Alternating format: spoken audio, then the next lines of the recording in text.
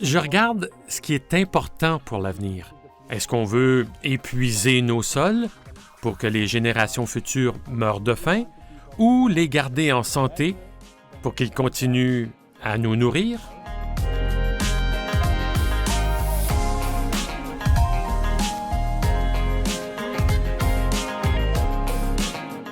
Je dis toujours, les fermes biologiques ne ressemblent pas à un terrain de golf.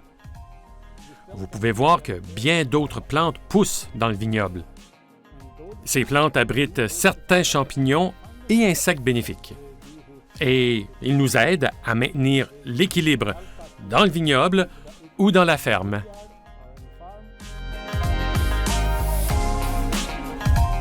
On pratique une culture de contrôle des insectes et des maladies. Le principal insecte dans un vignoble est la cicadelle.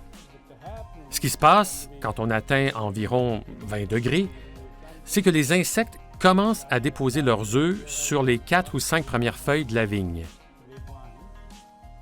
Et quand les œufs sont presque prêts à éclore, on envoie des gens dans le vignoble. Je leur dis, nettoyez cette zone, juste ces 4-5 feuilles, retirez-les et jetez-les par terre. Là, les œufs n'ont plus d'humidité, alors ils ne sont plus fertiles. On a travaillé avec le centre de recherche de Summerland pour évaluer cette méthode.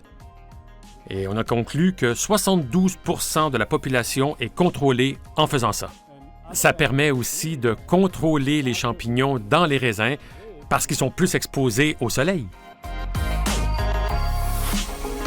Si on ne le fait pas, on n'apprend pas. Je n'aime pas dire non en général. Je crois que quand on dit non, on échoue sans avoir essayé. La fabrication du vin se passe à 90% dans le vignoble. Et je peux dire que je suis très bon pour cultiver des raisins.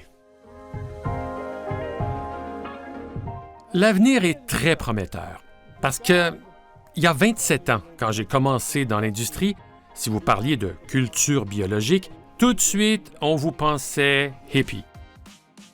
Mais cette image change. La population générale va de plus en plus vers le bio. Et on a accès à plus d'informations sur la culture bio. Les gens recherchent du biologique et la nouvelle génération est mieux renseignée. Je crois que l'avenir est très prometteur et ça va s'amplifier.